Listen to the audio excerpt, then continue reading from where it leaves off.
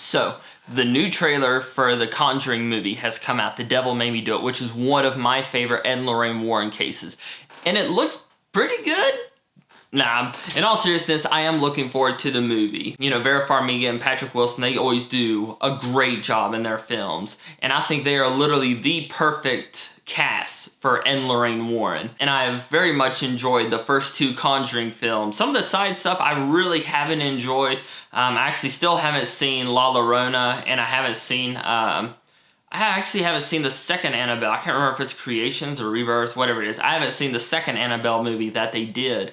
But this one, the Arnie Johnson case, there's a lot of really interesting stuff that went on here. And I have The Demonologist, and I have a few of their other books, and you know, they mention the Devil Made Me Do It case, not just Demonologist, but there's another one they bring it up, and I can't remember the name of it. It might be The Haunting in Connecticut they bring it up. Anyway, it's a really interesting case. There's a lot of implications there, not just, you know, for paranormal investigators, but also how does the law, you know, what side do they fall on? Because, you know, if a person swears in court, you know, stand up, hold the truth, tell nothing but the truth, so help me God, and all that stuff. And then they say, yeah, you know, I saw some crazy stuff in that house. There's demons there. How does the court react to that? Because, you know, you can't throw out that testimony, because how do you know that they were lying about one thing, but they weren't lying about the other stuff? And you literally can't pick and choose in a person's testimony what you choose to believe as fact and what you believe is, you know, them lying. So it's going to be really interesting to see how they portray that in the film. To my knowledge, James Wan isn't directing it, which I'm a little upset about, but I can't remember the name of the person who is directing it, but they seem like, you know, they've got a good grasp on it. From what I've seen, the behind-the-scenes stuff, some of the blogs I've read, and the trailer, it looks really good. Kind of like with a lot of modern horror films, I'm not a huge fan of the reliance on jump scares. I understand the reason for jump scares, and jump scares have always been there in cinema.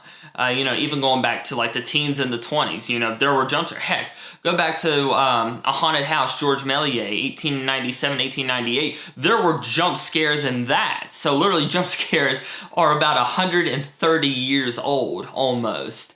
So it's just something that is going to be a part of cinema, not just horror, but cinema in general.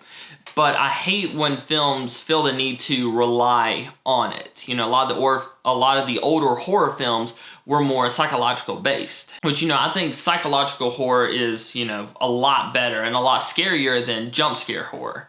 You know, I see one as, you know, one actually disturbs you. It's like, oh crap, that's creepy. The movie has made me, you know, fall so in love, or, you know, it makes me believe in this world enough to where if something happens that I know isn't real, but it still scares me, that's a good scare. But, you know, a loud sudden noise, you know, it seems like almost like a cheap gimmick. But like I said, I understand the reason for it. The Conjuring franchise has done a really good job so far of kind of, you know, walking the line between heavily, you know, favoring too many jump scares versus, you know, psychological horror. I thought The Conjuring 2, you know, kind of fell a bit on the jump scare side too much, and I wasn't a fan of that, but like I said, I understand it. This one does seem to be a bit more psychological, aside from, you know, the stuff at the cliff, the waterbed, you know, stuff like that. I can understand, like I said, why they use it. I'm just not a fan of it. It's my personal taste. But this was a case that, you know, really one of the cases that brought Ed and Lorraine Warren into the spotlight again, and I can't wait to see, you know, how they handle that, if they're going to really get into the stuff that was occurring at the Warrens' house, you know, during this case, before and after, or if they're just going to stick with, you know, the Arnie Johnson stuff. Then the local police department, you know, they had experiences, and I'm curious to see. I think it'll be the arc of, you know, there'll be that one character that doesn't believe. They think it's bullcrap. Everyone's, you know, just believing in this craziness, and then they're going to experience something, then they'll be believers, and they'll advocate for it. I think that's probably what they're going to do with this film. Like I said, I've read this case many times. It's one of my favorite Ed and Lorraine Warren cases, so I kind of know how the movie's going to end already, but I'm just curious to see how they're going to go from point A to point B. But for those of you who have seen the trailer, what do you think about it? Like I said, it looks like it's going to be a really good film, and more than likely, I know it's going to be, I think on HBO Max, I think is where it's going to be streaming to, but it'll also be in select theaters.